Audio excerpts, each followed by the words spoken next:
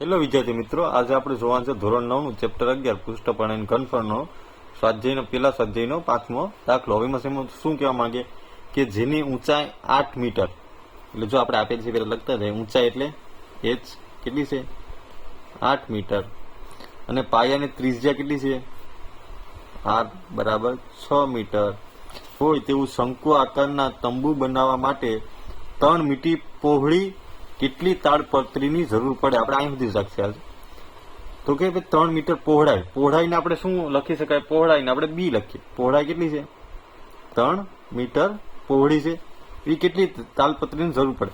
હવે શું કીધું છે, આવું કોઈ શંકુ છે બરાબર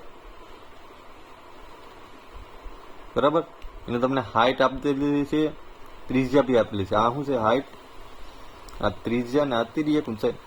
હવે આમાં તાલપત્રી શું છે, તેવા શંકુ આકારને તંબુ બનાવવા માટે, આવું તંબુ બનાવવું હોય આનું, તો 3 મીટર પહોળાઈ તો તમને આપેલ છે બરાબર, એવી કેટલી તાલપત્રીની જરૂર પડે. હવે આપણે આમાં કરવું હોય તો આપણે એલ શોધવો પડે ને, પેલા વક્ર સપાટીનું ક્ષેત્રફળ શોધવું પડે, તો ખબર પડે ને કે ભાઈ કેટલી તાલપત્રી જરૂર પડે. તો પેલા આપણે એલ શોધી લઈએ. તો એલ શોધવું હોય તો એલ સ્ક્વેર બરાબર h square plus r square થાય. h એટલે કેટલા આપેલ છે 8 નો વર્ગ, r એટલે 6 નો વર્ગ બરાબર. હવે 8 નો વર્ગ કેટલો થશે આપણે ખબર હોવી જોઈએ કે ભાઈ 8 નો વર્ગ 64 થશે, 88 64 અને 6 36. આ બંનેનો સરવાળો કરું, 6 7 8 ને 9 9 ને આ 100 થઈ ગયા, હા કે ને. તો એલ બરાબર વર્ગમૂળમાં 100 નું વર્ગમૂળ તો તમને બધાને ખબર હશે 10 કેમાં આવશે મીટર. આ એલ મેળો આવડે, તિર્યક ઊંચાઈ મળી ગઈ. હવે આપણે એની વક્ર સપાટી શોધી શકીએ. તો શંકુની વક્ર સપાટીનું ક્ષેત્રફળ બરાબર પાઈ આર એલ. રેડી. હવે પાઈની વેલ્યુ કેટલી આપેલ છે 3.14, આર કેટલા છે આપણી પાસે 6, એલ કેટલા છે આપણી પાસે 10.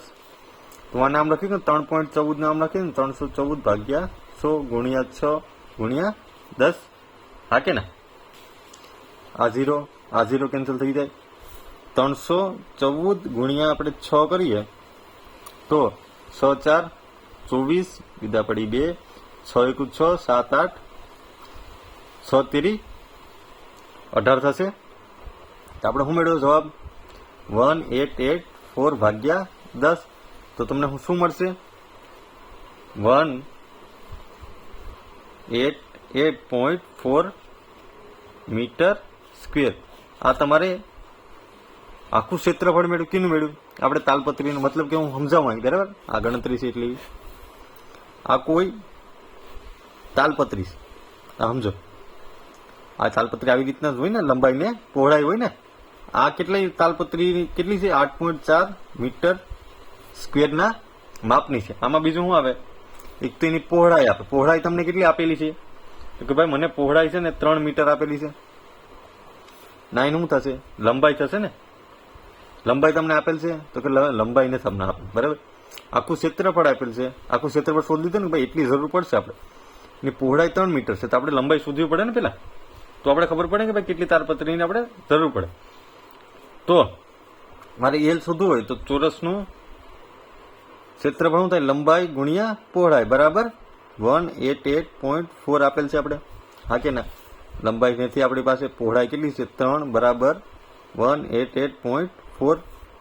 તો એલ બરાબર 188.4 ભાગ્યા 3 થાય, હા કે ના. ભાગાકાર કરીએ આપણે, તો અહીં સાઈડમાં ભાગાકાર કરું જોજો. 188.4 ભાગ્યા 3, હા કે ના.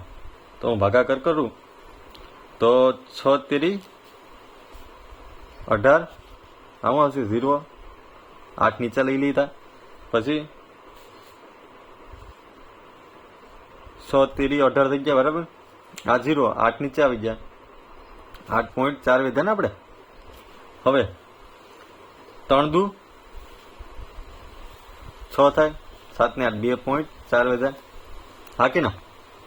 હવે 2 3 કઈ 2 આવે ન આવે ને, તો આપણે પોઈન્ટ લગાડીએ, હા કે ના? તો અહીં શું આવશે?